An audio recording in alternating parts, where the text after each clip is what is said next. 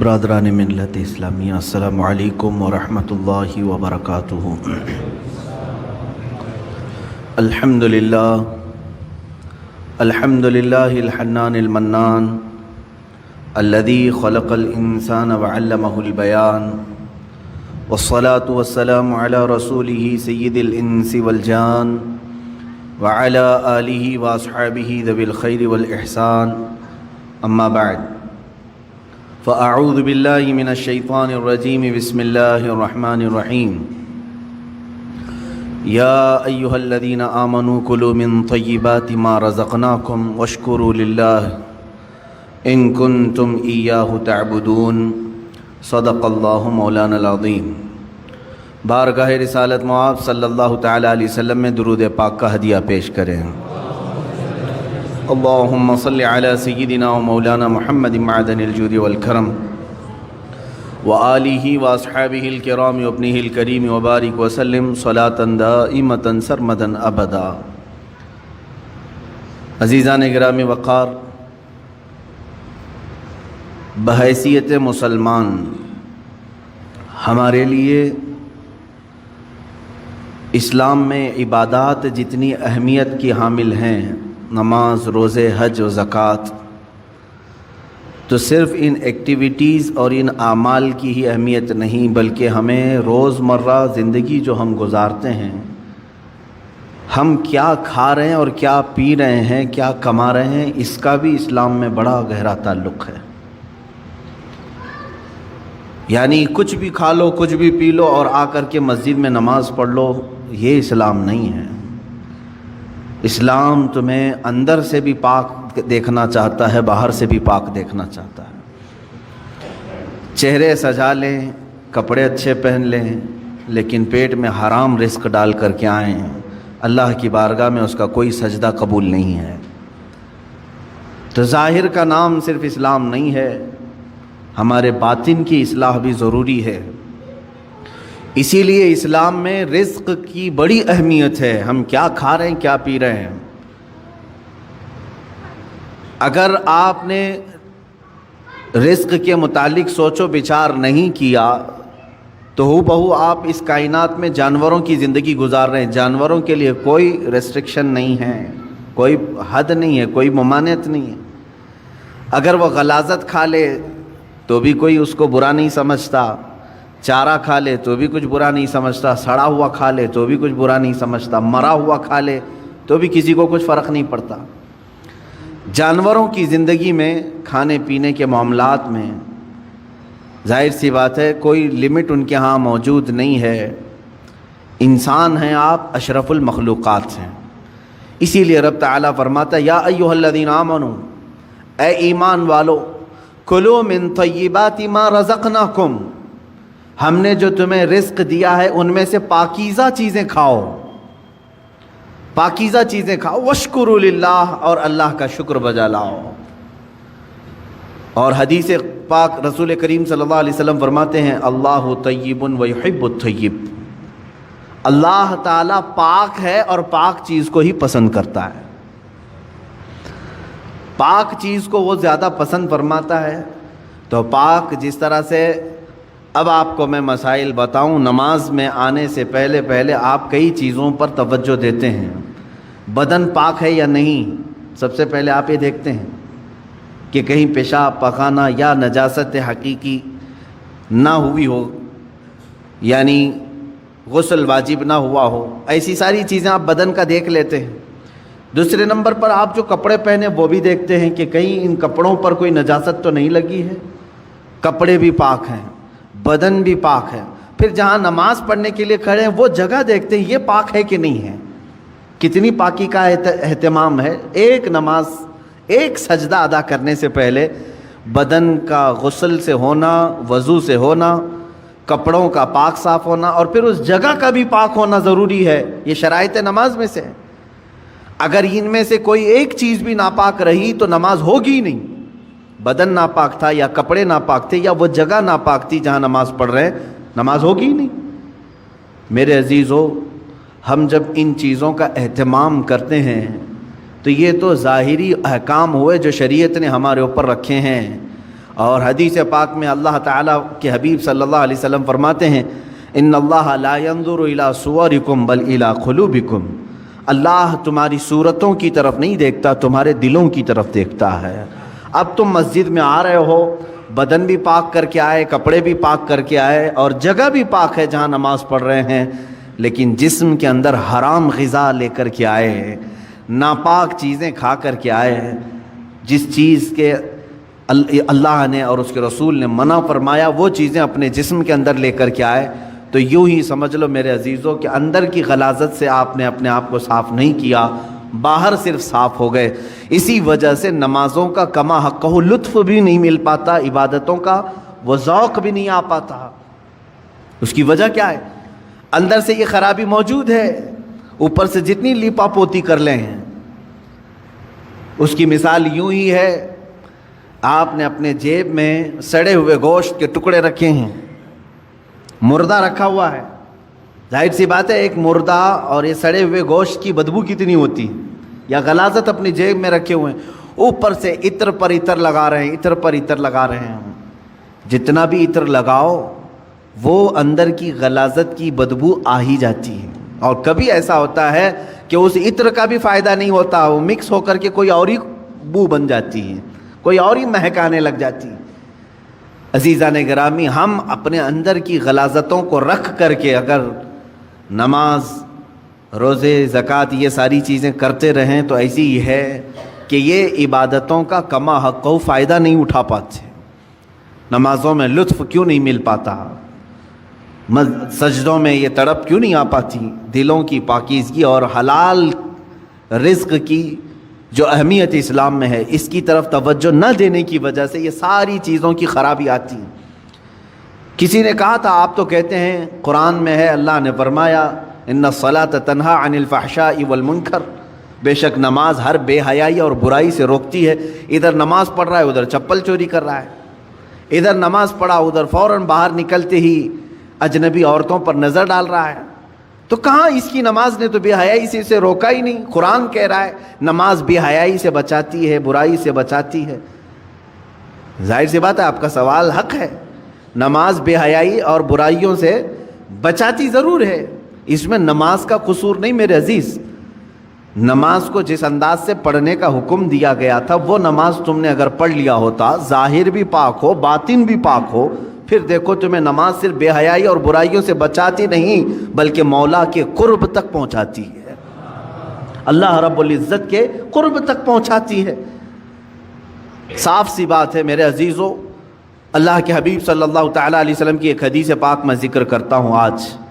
حضور اکرم صلی اللہ تعالیٰ علیہ وسلم ارشاد فرماتے ہیں، اے میرے صحابہ، ان قریب تم دیکھو گے میری امت پر ایک ایسا زمانہ آئے گا کہ لوگ حلال و حرام کی تمیز بھول جائیں گے، جو ہاتھ میں آیا وہ کھا لیں گے، اور یہ وہ زمانہ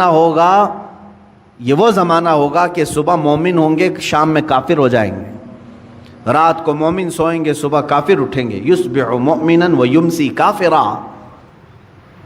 یہ وہ زمانہ آ گیا ہے میرے عزیزو، امت کا اکثر حصہ آج حلال و حرام کی تمیز بھول چکا ہے۔ ایک بات میں آپ کو بتاؤں، اللہ تعالیٰ نے قرآن پاک میں جو ہمارے لیے احکام بیان کیے کہ کون سی چیز تمہارے لیے سوٹیبل ہے، مجھے یہ بتاؤ کہ وہ ہمارا خالق ہے یا نہیں؟ اسی نے پیدا کیا ہے ہمیں، اور وہی بہتر جانتا ہے کہ ہمارے جسم کے لیے کون سی غذا سوٹیبل ہے، جس نے بنایا وہی بہتر جانتا ہے نا۔ جب اس نے قرآن پاک میں ہمارے لیے فرما دیا کہ تمہارے لیے حلال سوٹیبل ہے، صرف پاکیزہ غذائیں، اور اس نے تو تمہارے لیے اتنا اہتمام فرمایا، تفسیر میں نے پڑھا اللہ رب العزت نے اس اشرف المخلوقات کو اتنی عزت دی ہے کہ زندگی میں اگر سب سے زیادہ ضرورت کسی چیز کی ہوتی ہے تو کھانے پینے کی ہوتی ہے، بغیر کھائے پیے کون زندہ رہتا ہے؟ آپ بغیر کپڑوں کے رہ لیں گے، بغیر مکان کے رہ لیں گے، بغیر پیسوں کے رہ لیں گے، لیکن بغیر کھانے پینے کے بہت کم دن تک آپ رہیں گے۔ یہ سب سے زیادہ ضروری چیز ہے آپ کے لیے، کھانا پینا، ہوا پانی۔ لیکن پورے جانوروں کو دیکھو، ان کا رزق ان کے سامنے پڑا رہتا ہے، سر جھکا کر کھاتے ہی کہ نہیں کھاتے؟ بکری اپنا چارہ زمین پر چاٹ کر کے کھاتی ہے. بیل، بھینس، کتا، بلی، جس کو بھی آپ کھانا ڈالیں، پانی ڈالیں، دودھ ڈالیں، جو کچھ بھی ان کی غذائیں ڈالیں، وہ اپنا سر زمین پر رکھ کر کے اپنی زبان کو کھانے سے لگا کر کے کھاتی ہیں، سر نیچے کر کے کھاتی ہیں. اشرف المخلوقات کو اللہ تعالیٰ نے یہ عزت بخشی ہے کہ تمہارا سر رزق کے سامنے بھی جھکنے نہ پائے. یہ صرف اللہ نے اپنے لیے بنایا ہے، وہاں پر بھی جھکنے نہ پائے. تم ہاتھوں سے اٹھاؤ اور اپنے منہ تک لے جاؤ. کچھ جانور ہو سکتا ہے اس طرح کے کھانے میں ہوں، لیکن تفسیر میں فرمایا کہ اشرف المخلوقات کی یہ عزت ہے کہ اللہ نے تمہارے سر کو رزق کے سامنے بھی جھکنے نہیں دیا. میرے عزیزو، جس کو اللہ تعالیٰ نے اتنا پاکیزہ بنایا ہے کہ اس صورت کو اللہ قرآن میں فرماتا ہے کہ ہم نے سب سے بہترین صورت اگر اپنی مخلوق میں کسی کو دی ہے تو وہ انسانوں کو دی. انسانوں کو سب سے بہترین صورت دی ہے. اس کی لاکھوں کی مخلوق ہیں، جانور ہوں، پرند ہوں، جنات ہوں، ملائکہ ہوں، سب مخلوقات ہیں. ان مخلوقات میں سب سے اچھی صورت کس کو ملی ہے؟ انسان کو ملی. اگر انسان کو سب سے اچھی صورت نہ ملی ہوتی تو کبھی انسانوں میں اللہ اپنے محبوب کو نہیں پیدا کرتا، وہ اور اچھی صورت والوں میں پیدا کرتا. محبوب صلی اللہ علیہ وسلم کا انسانوں میں پیدا ہونا اس بات کی علامت ہے کہ اللہ نے اس انسان کو سب سے اشرف صورت عطا کی ہے. اور یہ بھی روایت میں ملتا ہے کہ قیامت کے دن اگر یہ انسان غلطی کیے، کفر کریں، شرک کریں، برائیاں کریں، جہنم میں ان کو ڈالنا ہوا بھی، جہنم میں ڈالنا ہوا بھی، تو اس شکل سے کوئی جہنم میں نہیں جائے گا. جہنمی کی صورت بدل دی جائے گی، جہنم میں جانے والے کی صورت بدل جائے گی. بلکہ فرمایا گیا کہ اگر وہ جہنمی، ایک جہنمی جس کے بارے میں کہا گیا ہے اگر وہ مکہ اور مدینے کے درمیان بیٹھ جائے تو اس کے دونوں ہاتھ پھیل جائیں گے. 450 کلومیٹر کا فاصلہ ہے، اتنا بڑا اور چوڑا اس کو بنا دیا جائے گا، اور اس کا صرف ایک کان ایک ہاتھی کے برابر، اس کے جبڑے پہاڑوں کے برابر ہوں گے.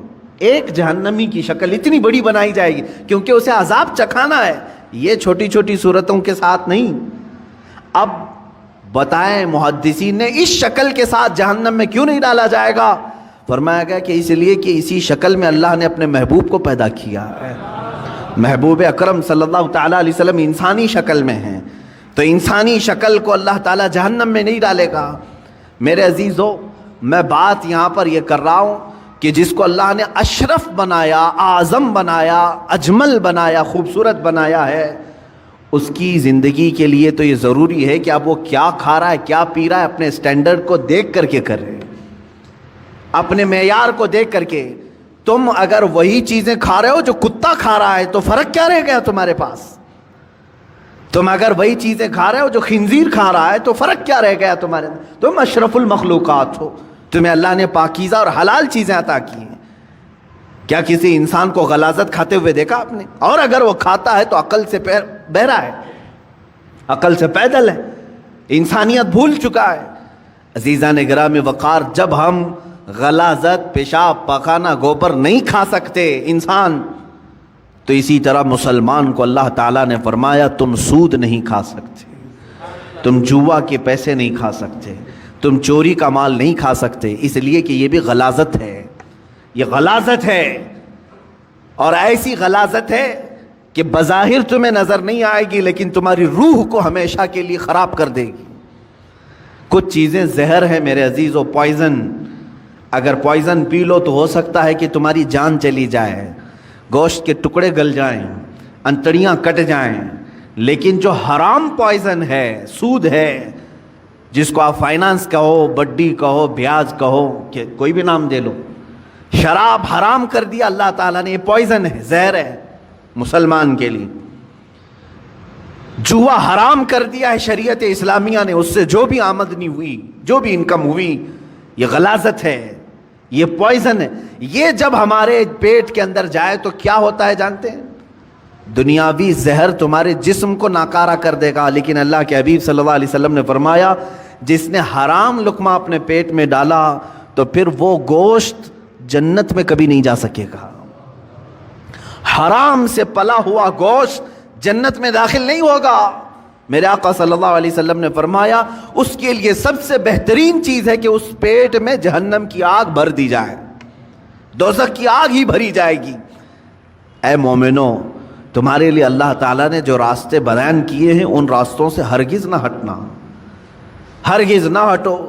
قرآن پاک میں اللہ تعالیٰ نے ایک جگہ نہیں کئی جگہوں پر ارشاد فرمایا کہ تم زمین میں پھیل جاؤ، اللہ کا رزق تلاش کرو۔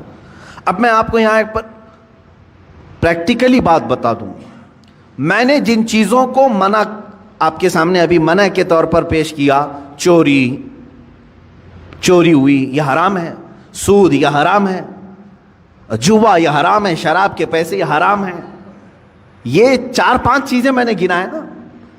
آپ کو میں بتاؤں اللہ تعالیٰ کی یہاں پر موجودہ نعمتوں میں حرام بہت کم ہے، حلال کی تعداد بہت زیادہ ہے، حلال کی تعداد بہت زیادہ ہے۔ لیکن جس کی روح بیمار ہو، جس کا خاتمہ خراب ہونا ہو، وہ بہت زیادہ حلال کو چھوڑ کر کے چھوٹے سے حرام کے ایک ہی دروازے کو پکڑنے کی کوشش کرتا ہے۔ حلال دروازے دنیا میں 100 کی تعداد میں، تو حرام دروازہ ایک ہی ہے، لیکن داخل اس میں آسانی سے ہونے کی کوشش کرتا ہے بندہ۔ قرآن پاک میں آپ دیکھیں اللہ نے فرمایا حرم الربا، سود کو اللہ نے حرام کر دیا، لیکن اس کے بدل میں کیا کیا حلال ہے، یہ کبھی سوچا آپ نے؟ سود حرام ہے، بڑھا کر کے پیسہ لینا، بیاج یہ حرام ہے، اللہ نے فرما دیا، لیکن کیا اس کے علاوہ کوئی دوسرا راستہ ہے ہی نہیں پیسے کمانے کا؟ اللہ تعالیٰ نے فرمایا تجارت تمہارے لیے حلال ہے، ملازمت تمہارے لیے حلال ہے، کھیتی باڑی تمہارے لیے حلال ہے، نوکری تمہارے لیے حلال ہے۔ تم یہ تمام راستے، ایک سود کو حرام قرار دیا اور کئی راستے حلال کے اللہ نے خود تمہیں بتائے۔ مشارکت ہے، پارٹنرشپ کر لو، مزاربت ہے، نفع میں حصہ داری مقرر کر لو، یہ حلال طریقے بتائیں۔ شراب کو اللہ نے حرام کر دیا تو کیا پوری دنیا کی پینے والی چیزیں سب حرام ہو گئی؟ ایک کو اللہ نے فرمایا حرام ہے شراب، جس سے نشہ آئے، بدلے میں اللہ تعالیٰ نے ہزاروں چیزوں کو رکھا۔ دودھ پی لو حلال ہے، شربت پی لو حلال ہے، مٹھائیاں کھا لو حلال ہے۔ حلال کی تعداد دنیا میں بہت ہے، حرام کی تعداد کم ہے، لیکن انسان جب شیطانیت پر اتر آتا ہے تو ہزاروں حلال کو چھوڑ کر تھوڑے سے حرام میں ہی جانا پسند کرتا ہے۔ سورہ قیامہ کی آیت ہے، اللہ رب العزت فرماتا بل یرید الانسان لیفجر امامہ، انسان یہ چاہتا ہے کہ اس کے سامنے بے حیائی کی جائے، وہ پسند اسی چیز کو کرتا ہے اکثر۔ تمہیں اللہ تبارک و تعالیٰ نے اگر کسی چیز کو دیکھنے سے منع فرمایا اجنبی عورتوں سے، تو کیا تمہارے لیے کوئی عورت دیکھنا حلال ہی نہیں ہے؟ تمہاری ماں کو دیکھنے پر کعبہ مکرمہ دیکھنے کا ثواب رکھا گیا، تمہاری بہنوں کو دیکھنا تمہارے لیے حلال رکھا گیا ہے، تمہاری بیویوں کو دیکھنا حلال رکھا گیا ہے، بلکہ ثواب بھی رکھا گیا ہے، تمہاری بیٹیوں کو دیکھنا تمہارے لیے حلال رکھا گیا ہے، ثواب بھی رکھا گیا ہے۔ ایک اجنبی خاتون کو دیکھنا حرام اللہ نے فرمایا ہے، تو ایسا نہیں کہ پوری دنیا کی عورتیں تم کو دیکھ نہیں سکتے۔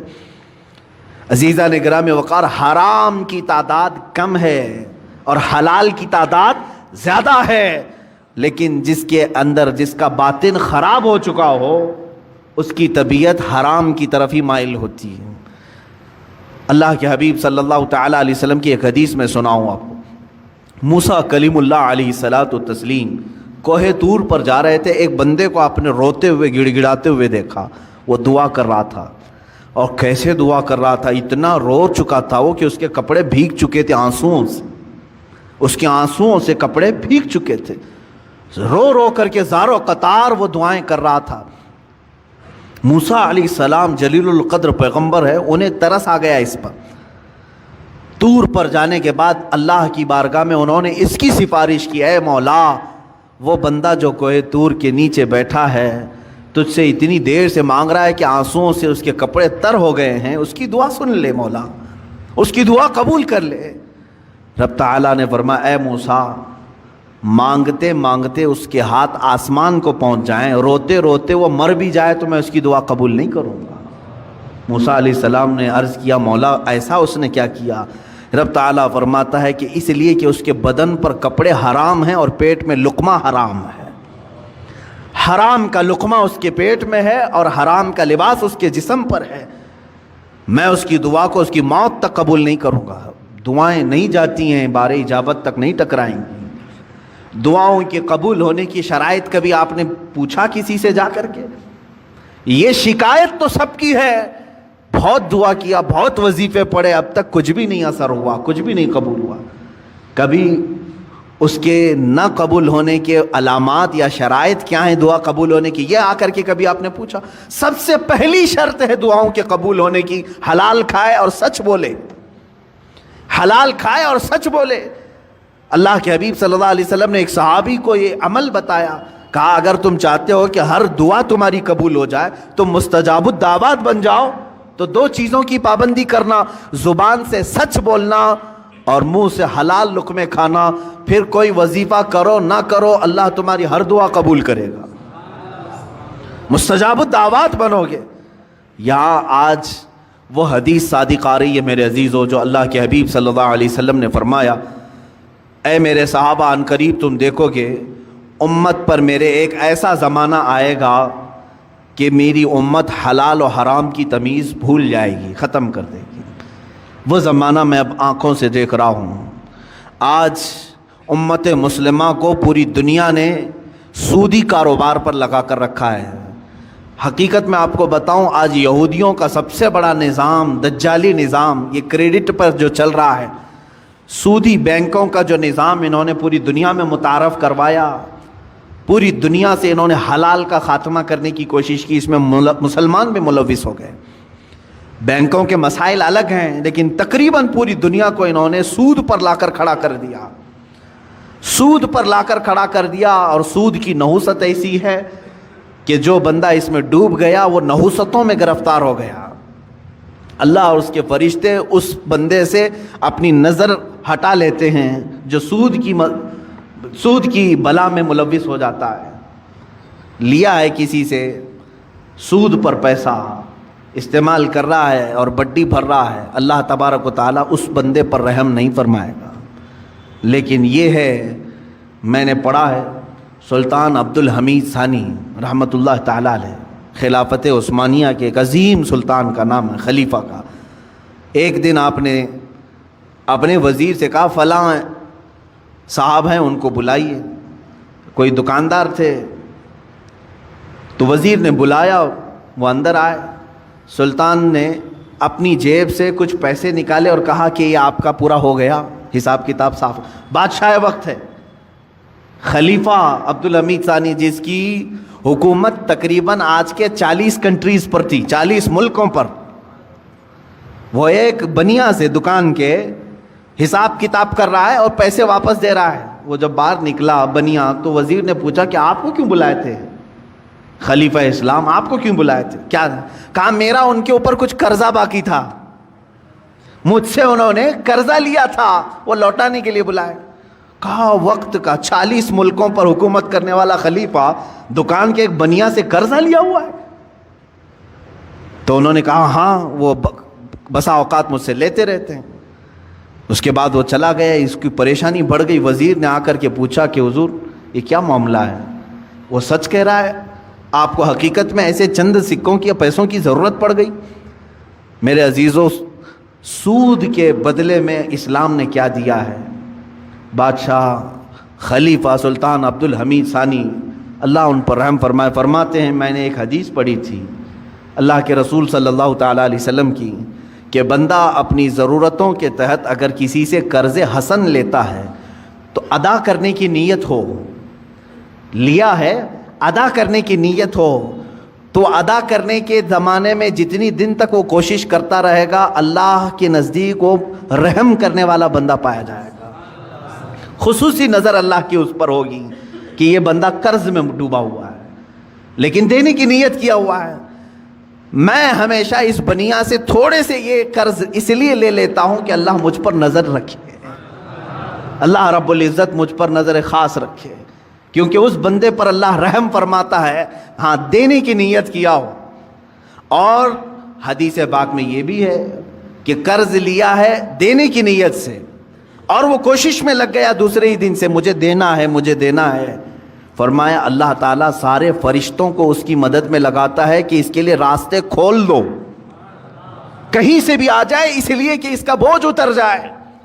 اس سے قبل بھی میں نے شاید بتایا ہو اس بات کو. اور جس کی نہ دینے کی نیت ہو, پیسہ لیا ہڑپ گیا, اس کے لیا کھا گیا, قرض ادا کرنے کی نیت نہیں, اس کے لیے بھی سن لو, فرمایا گیا کہ اگر دینے کی نیت نہ ہو تو اللہ تعالیٰ اس پر دروازے بند کرتا ہے. محتاجی پر محتاجی, محتاجی پر محتاجی آئے گی. یہ کبھی نہ سمجھنا کہ اس قرضے کے بعد سب چکتا ہو جائے گا. عنقریب تم دوسرا اس سے بڑا قرضہ کسی اور سے لوگے, اس کے بعد تیسرا کسی اور سے لوگے. اس نحوست میں تمہاری موت آ جائے گی, تمہاری محتاجی نہیں جائے گی. ایک قرض اگر چکانے کی نیت نہ ہو, 100 قرضوں کا بوجھ تمہارے اوپر آ جائے گا, ذلیل ہو کر کے مریں گے دنیا سے. قرض ادا کرنے کی اگر نیت نہ ہو تو اس کے لیے وعید ہے. بہرحال میرے عزیزوں, میں رزق حلال کی بات کر رہا ہوں. مسلمان اگر حرام کی طرف جاتا ہے تو یہ اسے زیب نہیں دیتا. جو اللہ اور اس کے رسول صلی اللہ تعالیٰ علیہ وسلم کو دل و جان سے مانتا ہو, اللہ کی بارگاہ میں سجدہ ریز ہوتا ہو اور اللہ کی حمد و ثنا بیان کرتا ہو اپنی زبان سے, اس زبان کو ہرگز یہ زیب نہیں دیتا کہ وہ اپنی زبان سے حرام لقمے اپنے پیٹ میں اتارے, حرام لقمے پیٹ میں اتارے. حضرت عبداللہ بن مبارک رحمۃ اللہ تعالیٰ علیہ فرماتے ہیں کہ نہیں, ان کا ایک واقعہ یوں بیان کیا گیا, جب آپ کا انتقال ہو گیا تو کسی نے آپ کو خواب میں دیکھا, پوچھا اے ابن مبارک اللہ تعالیٰ نے آپ کے ساتھ کیا معاملہ فرمایا؟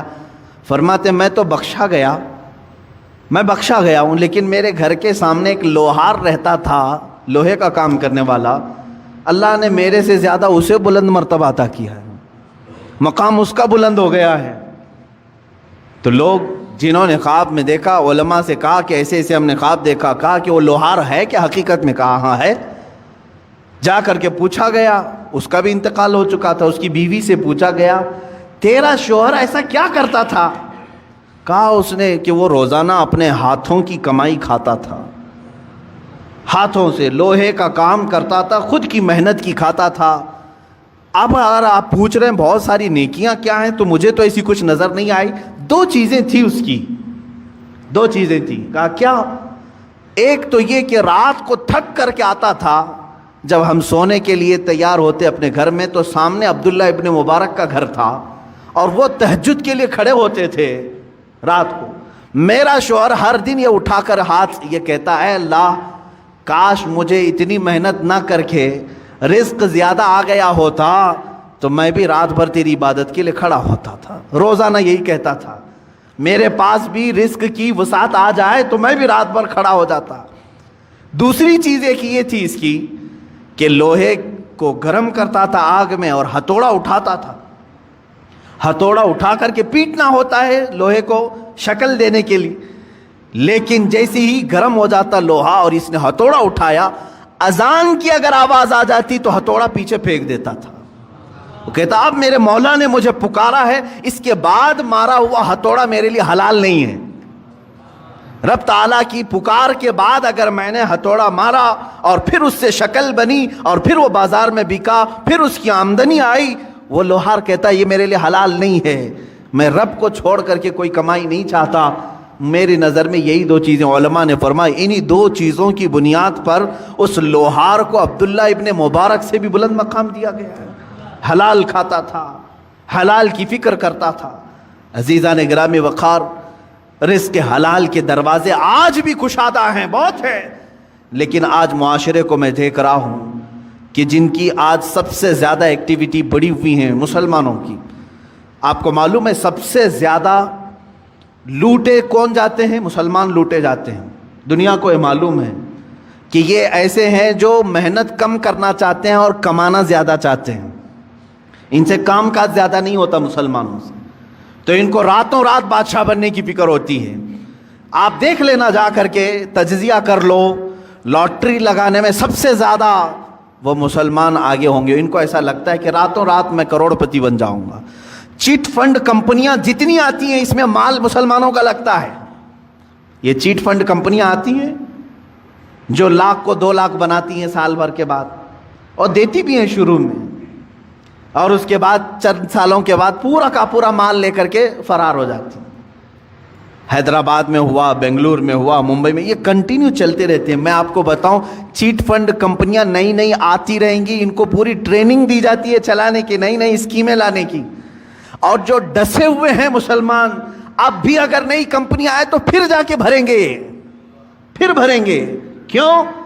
حلال کھانے کی جب فکر نہ ہو، محنت کرنے کی جب عادت نہ ہو، تو شیطان اسی طرح سے ان کے ذہن کو ورغلاتا ہے اور راتوں رات اپنے پورے پیسے لگا کر کے ڈبل چاہتے ہیں. یہی تو سود ہے، یہی تو بیاج ہے جو حرام کھانے کی فکر ہے. اور آج کرکٹ کی دنیا میں جو پیسے لگائے جا رہے ہیں، اور جان بوجھ کر کے اس زمانے میں مسلمانوں کو، نوجوانوں کو اس میں مبتلا کیا گیا ہے کہ تمہارا مال ختم ہو جائے.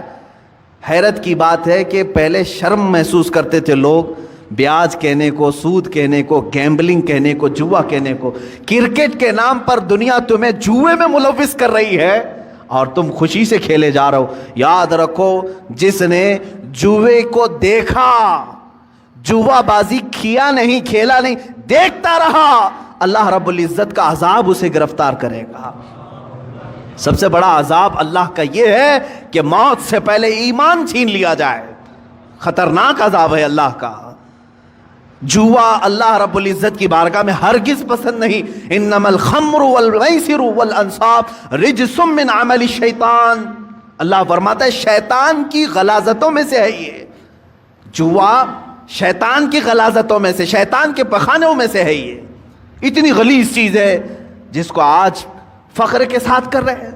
بیٹنگ لگانا، بکنگ کرنا، اور آج کرکٹ کے نام، آئی پی ایل کے نام پر. اب یہ دیکھیں، پہلے تو گورنمنٹ میں بھی اس طرح کا جرم سمجھا جاتا تھا نا، بیٹنگ کر